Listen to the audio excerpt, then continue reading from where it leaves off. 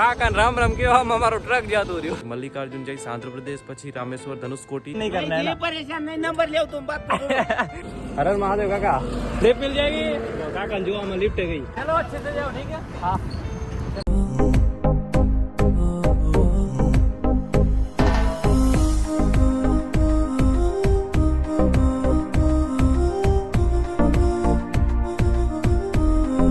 Right Gujarati તો કેમ છો બધા શરૂ કરી આજનો વ્લોગ હર હર મહાદેવ જય માતાજી તો ભાઈ આજે હું છું નેવાસા ગામમાં મહારાષ્ટ્રમાં અને તમને વાત કરું ત્યાંથી હું નીકળી ગયો છું ભાઈ મહારાષ્ટ્રમાંથી હવે નીકળવું છે કેમ કે રેડ એલર્ટ છે એકદમ રેડ એલર્ટ હતું ત્યાં કને અને કાલે નીકળી ગયો કાલે વ્લોગ નહોતો બનાવ્યો અને હરિશ્ચંદ્રગઢથી એટલો વરસાદ આખો મારો બેગ પલટી ગયો હતો મારા મોબાઈલમાં પાણી ઘૂસી ગયું હતું આખું રેડ એલર્ટ હતું ભીમાશંકર સુધી આખું રેડ એલર્ટ હતું અને એને ક્લિયર થવામાં 4 થી 5 દિવસનો ટાઈમ લાગે એમ હતું 4-5 દિવસનો મારા કને ક્યાંય રોકાવાનો ટાઈમ હતો નહીં ભાઈ તો મેં મારો રૂટ ચેન્જ કર્યો છે અને રૂટ કે બાજુ સુધી કર્યો ખબર હવે હું પહેલાં જઈશ આ બાજુ કે બાજુ મલ્લિકાર્જુન એટલે આંધ્ર બાજુ પહેલાં બોલું છું એટલે અહીંયાથી પહેલાં મહારાષ્ટ્રથી થોડોક આમ બીજો ટર્ન માર્યો છે ક્યાં ખબર વૈજનાથ બાજુ વૈજનાથ જઈશ પછી મલ્લિકાર્જુન જઈશ આંધ્રપ્રદેશ પછી રામેશ્વર ધનુષકોટી અને એ બાજુથી પાછું વળશું ત્યારે બધું આપણે ભીમાશંકરના દર્શન કરશું ભીમાશંકર આપણે છેલ્લે રાખ્યો છે બરાબર તો કાલે હું નીકળી આવ્યો હતો અને આ જગ્યાએ રોકાણો હતો ભાઈ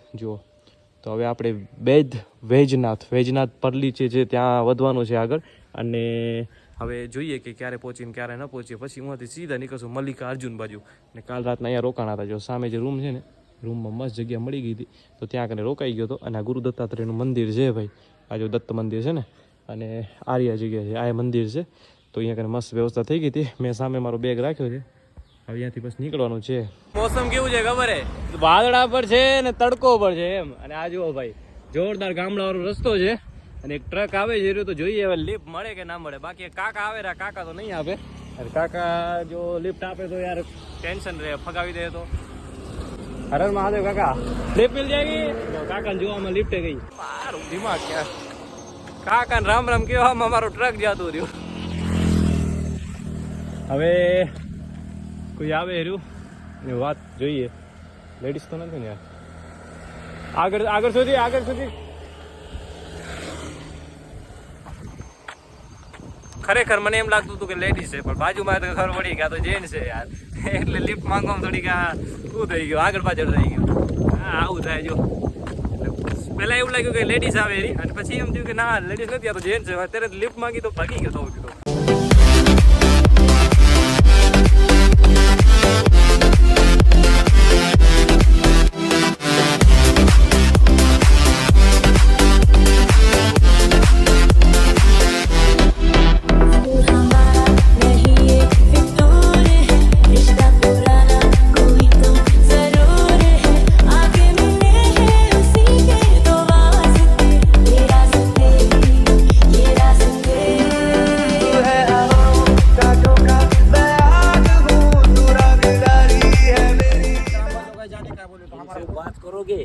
तो कोई टीचर तुमको गाड़ी में बिठा के वहाँ छोड़ेगा अच्छा इतना आदमी पावर है ये आदमी का पावर है सही बोला तो भाइयों ने बहुत मस्त लिफ्ट आपी दी थी भाई आपका बहुत धन्यवाद आपने बहुत अच्छी हेल्प की है ना आगे तक छोड़ दिया तुमचा नंबर द्या हो काही करीत नाही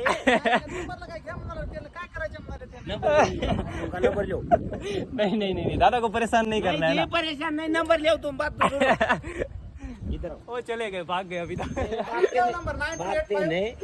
नंबर ले नंबर हाँ चलो लिखो हाँ अच्छे से जाओ हैप्पी जर्नी हाँ તો ભાઈ બહુ મસ્ત લિફ્ટ મળી ગઈ હતી અને અત્યારે સામે જો મંદિર છે મંદિરે વિચારું છું જવાનું રોકાવાનું कोई प्रॉब्लम नहीं बस मैं बेटा की भेज दूंगा चलो हाँ चलो जाते हैं हाँ आप भी अच्छे से जाओ ठीक है चलो कोई भी गाड़ी आएगा फोन करो ठीक है कल सुबह यहीं से गाड़ी पकड़ लूंगा हाँ सीधा जाता है उधर हाँ बोलने का उनको मेरे को ऊपर ले जाना बोलो ठीक है लोग सुनता है वो ना अच्छा कंपनी में बहुत सारे है लेकिन पावर पे उसका नाम अगर फोन लगा के बता दिया कोई भी ड्राइवर को अच्छा चले के जाता बोले ऐसा है ये बोला मैं नहीं फिर अच्छा किया मेरे नंबर सेव कर लेता हूँ ठीक है हाँ चलो अच्छे से जाओ ठीक है हाँ चलो तो भाई મસ્ત લિફ્ટ મળી ગઈ હતી અને હવે છે ને ઘણો આગળ સુધી પહોંચી. આજનું ટાર્ગેટ મેં 170 કિલોમીટર પાર કર્યું છે ભાઈ, 170 કિલોમીટર પાર કર્યું છે. અને અત્યારે ટાઈમ થાય 5 વાગ્યા છે. અને આપણો જે રૂલ છે એ રૂલ છે ભાઈ. આ ગાડી હજી મને છે ને આગળ 70 કિલોમીટર આગળ મૂકી શકતી હતી. આજે 70 કિલોમીટર આગળ ગાડી જાય છે મારી જ લિફ્ટ ઉપર, મારા જ રૂટ ઉપર એમ. પણ મેં ઉતરી ગયો એમ. કેમ ખબર હે? આપણો એક નિયમ બનાવ્યો છે. કયો નિયમ? 5 વાગ્યા પછી ટ્રાવેલ નહીં કરવાનું, 6 વાગ્યા પછી ટ્રાવેલ નહીં કરવાનું. તો અહીંયા કને આપણે મંદિર મળી ગયું એટલે આપણે ઉતરી ગયા, બરાબર. કેમ કે આપણા રૂલને આપણે પણ તોડી ના શકીએ. કેમ કે આગળ પહોંચી જવાનું કે અંધારું પડી જાય, પછી ક્યાંક જગ્યા ના મળે તો શું કરવાનું બોલો. એટલે અહીંયા કને જગ્યા મળી ગઈ છે. જગ્યા નહીં એટલે મંદિર છે તો 100% જગ્યા મળી જશે. હવે જોઈએ ને, વાત કરીએ ને શું કહે છે શું નથી કહેતા, બરાબર. અને કાલે એ મને ભાઈ કહેતા હતા કે નંબર દઈ ગયા છે કે અહીંયાથી તમને કે અમારી કંપનીની ગાડીઓ મળી જશે કે. એટલે જોશું એમ. અહીંયાથી હવે પરલી બૈદ્યનાથ 100 કિલોમીટર થાય છે. તો હવે સીધા જઈ ત્યાં કને એ મંદિરે જોવા કે જગ્યા મળશે કે નહીં મળે. ચલો જઈએ જોવા માટે. ચલો ભાઈ, હવે આપણે છે ને રોડ પાર કરીએ અને જઈએ ત્યાં મંદિરે. જોઈએ હવે કે આપણને જગ્યા મળશે કે નહીં મળે, કે શું થશે શું નહીં થાય, બરાબર. બાકી મને એટલી ખબર હોય કે સાંજ પડે એટલે મને જગ્યા મળી જાય. તમે ફરવા જાઓ, તમને તમારો રૂમ લેવાનો હોય 500-600 રૂપિયા 1000 રૂપિયા રૂમ લેવાનો હોય, તમને ક્યારેક નહીં મળે. મને વગર ફ્રી વાળી જગ્યા મળી જશે, વગર પૈસા વાળી જગ્યા મને મળી જશે રાતના, એટલી મને ખબર હોય. તો ભાઈ મંદિરમાં તો ના પાડી દીધી, મને આ મંદિરમાં ના પાડી દીધી. હવે જોઈએ કે આ જગ્યા જડે ક્યાં ન જડે. ક્યારેક ના પાડી દે ભાઈ, તો બધા દિવસો સરખા ના હોય, બરાબર. તો આ મંદિરમાં તો આપણને ચોખ્ખી ના પાડી દીધી કે અમે અહીંયા કને રોકાવા નથી દેતા એમ. જોઈએ હવે ક્યાં મળશે બીજી જગ્યા. 5:30 વાગી ગયા છે અને હવે જગ્યા ગોતીએ ફટાફટ. તો ભાઈ આપણને છે ને મસ્ત જગ્યા જડી ગઈ છે. ક્યાં ખબર હે? પેટ્રોલ પંપમાં. તો સૌથી સેફ પેટ્રોલ પંપ ભાઈ. તો પેટ્રોલ પંપમાં મેં ત્યાં વાત કરી હતી તો મને ક્યાં જગ્યા બતાવી ખબર છે? આ જો પાછળ જગ્યા પડી છે અહીંયા કને. તો આ જગ્યા છે ને ખાલી જગ્યા પડી છે ને, અહીંયા કને ટેન્ટ લગાવી દઈશ. અને આ બાજુનો જે રૂમ છે ને તો ત્યાં કને આના સ્ટાફ પણ રહે છે, બરાબર. પેટ્રોલ પંપના જે સ્ટાફ વાળા હોય ને તો ત્યાં કને રહે છે. અને મને અહીંયા કને જગ્યા મળી ગઈ મસ્ત. ત્યાં કને મારો ટેન્ટ લગાવી દઈશ તો ત્યાં કને સેફટી રહેશે. ચારે બાજુથી હવાથી વાંધો નહીં આવે, હવાથી બચી રહીશ. ઉપર પતરા લાગેલા છે એટલે પાણી નહીં આવે, વરસાદ નહીં આવે અને એકદમ સેફ રહે છે એમ.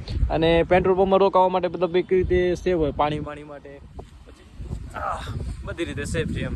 તો ચલો ભાઈ, હમણાં થોડી વાર અહીંયા બેઠા છીએ, આરામ કરીએ છીએ, પછી આપણો ટેન્ટ લગાવી નાખશું ભાઈ, બરાબર. બાકી આ જો કેટલું સુંદર વાતાવરણ લાગે છે યાર, જોરદાર લાગે છે. મસ્ત ટેન્ટ લગાવી લીધું છે અને મસ્ત જગ્યા મળી ગઈ, ટેન્ટ સારી રીતે લગાવી લીધું. અને હવે જો આપણું જમવાનું બને છે તો મતલબ બને નથી, હવે બનાવશું. તો આપણો ચૂલો છે, આપણું સામાન બધું રેડી પડ્યું છે, પાણી ભરી આવ્યું છે અને સામાન બધું અહીંયા કને ગોઠવી નાખ્યું છે. તો આજે આપણે જમવાનું બનાવશું. આપણે કંઈ રાશન પડ્યું છે, દાળ પડી છે ભાઈ અને ભાત પડ્યા છે, બરાબર. તો આપણે દાળ ભાત બનાવશું જોરદાર, મતલબ મિક્સ બનાવશું. ખારા ભાત આવે ને, તીખા ભાત બનાવીએ. ચલો તો હવે શરૂ કરીએ, ગેસ ચાલુ કરીને. આપણે છે ને મસ્ત દાળ ખીચડી આજ વિચાર્યું કે દાળ ખીચડી બનાવીએ. તો દાળ ખીચડી બનાવું છું અને મસ્ત જો આપણે દાળ ખીચડી ચડે છે. એક ગલતી કઈ હતી ખબર? આ જો કેટલી બધી દાળ ઢોરાઈ ગઈ યાર, હે ને. આ દાળ ઢોરાઈ ગઈ છે અને આપણું સામાન બધું પડ્યું છે અને દાળ ચડે છે તો ફટાફટ દાળ ચડી જશે, મતલબ દાળ ખીચડી ચડી જશે એટલે મસ્ત ખાઈ લઈશું, બરાબર. ને થોડું પડદો ખોલી નાખ્યો એટલે હવા આવે ગરમ ઠંડી ફટાફટ હવે થઈ જાય એટલે ખાઈ લઈએ. ફાઇનલી છે ને આપણું જમવાનું બની ગયું છે.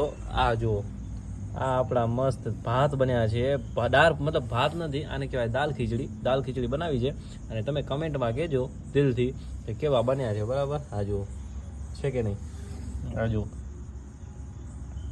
કેવા બન્યા છે સાચું કહેજો, દિલથી કહેજો, ખોટા વખાણ કરવાના નહીં, બરાબર. ખોટા વખાણ કરવાના નહીં, સાચું કહેજો, દિલથી કહેજો. જેવા બન્યા એવા કહી દેવાનું, બરાબર. એટલે મને ખબર પડે કે કેવા બનાવ્યા, બરાબર. ઠીક છે.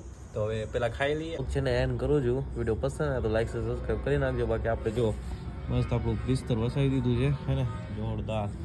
તો હવે આપણે સુઈ જઈએ મસ્ત અને આરામ કરીએ. કાલે ઉઠીને નવો વ્લોગ બનાવશું, ક્યાં જઈએ, પરલી બૈદ્યનાથ પહોંચીએ. ઠીક છે.